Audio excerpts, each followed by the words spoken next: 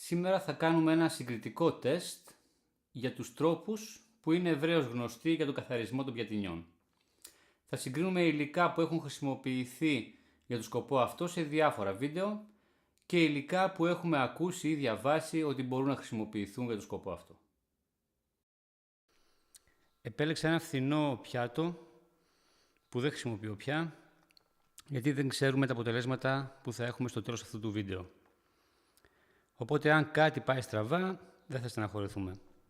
Χώρισα λοιπόν το πιάτο αυτό σε 8 ίσα μέρη, ένα για κάθε υλικό που θα χρησιμοποιήσουμε και ένα στο οποίο δεν θα βάλουμε απολύτως τίποτα για να δούμε τη διαφορά του από τα υπόλοιπα υλικά που θα καθαρίσουμε. Να δούμε την αρχική του δηλαδή, το αρχικό του δηλαδή χρώμα. Η κόκκινη ταινία είναι εδώ για να μας θυμίζει σε ποια θέση είναι το κάθε υλικό, ώστε ακόμα και αν το πάρουμε στα χέρια, το γυρίσουμε για να καθαρίσουμε κάτι, να επιστρέψει πάλι το πιάτο στην ίδια θέση που ήταν. Ας δούμε τα υλικά ένα-ένα που θα δοκιμάσουμε.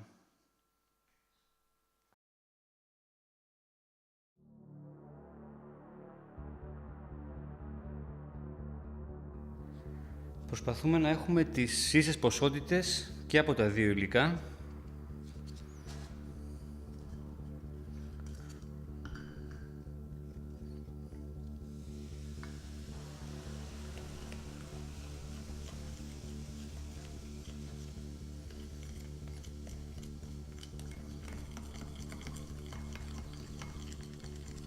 Και να ανακατεύουμε καλά ώστε να γίνει ένα υλικό.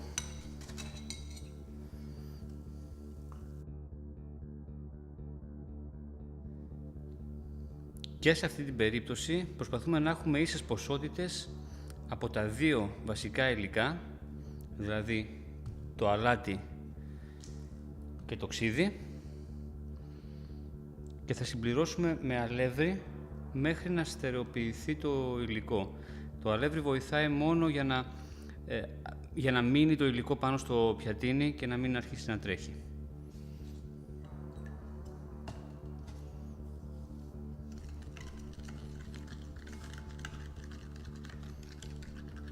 Ρίχνουμε σιγά σιγά το αλεύρι ώστε να αρχίσει να πίζει μέχρι να γίνει πάστα χωρίς να σφίξει πάρα πολύ.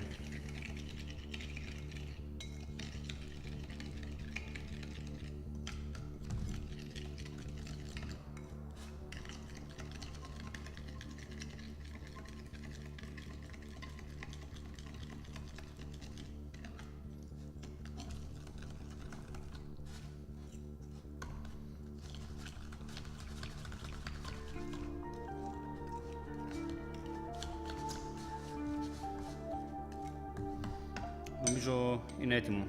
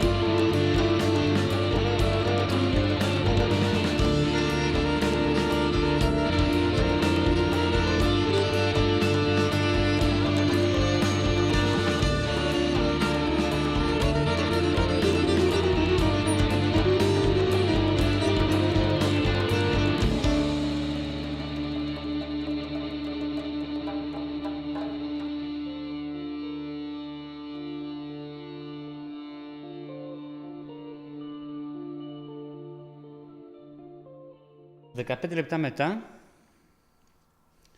Καθαρίσαμε με ένα πανάκι και λίγο νερό που χρειάστηκε, πολύ πρόχειρα, για να δούμε τι έχει γίνει. Κέτσαπ. Καθάρισε πάρα πολύ καλά, αφαίρεσε ελάχιστα τα γράμματα. Αν γινόταν πιο σχολαστική δουλειά, θα ήταν πάρα πολύ καλό το καθάρισμα. Σόδα με ξύδι. Ελάχιστα πράγματα. Σε σχέση με το αρχικό, είναι πολύ μικρή η διαφορά τους. Το μείγμα που φτιάξαμε. Αρκετά καλά, αν και δεν έχει καθαρίσει παντού, έχει και σκούρα μέρη, να το δείτε από πιο κοντά. Το καθαριστικό πιατινιού, πολύ καλύτερα από όλα νομίζω.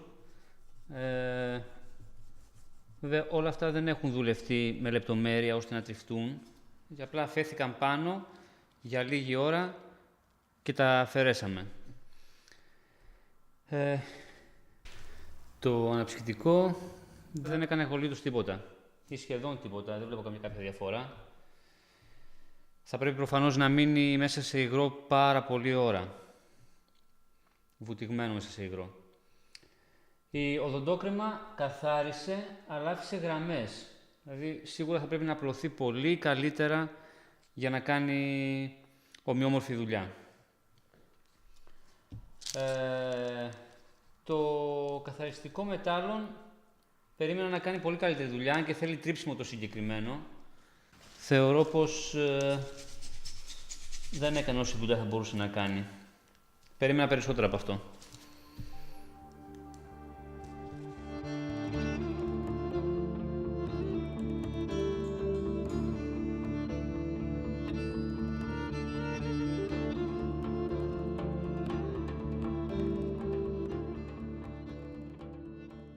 Η επιλογή είναι δική σας. Μην ξεχνάτε να κάνετε εγγραφή στο κανάλι πατώντας το εικονίδιο κάτω δεξιά. Περιμένω με χαρά τις προτάσεις σας για τα επόμενα βίντεο, καθώς και ερωτήσεις σε αυτά που ήδη έχω ανεβάσει. Τα λέμε σύντομα.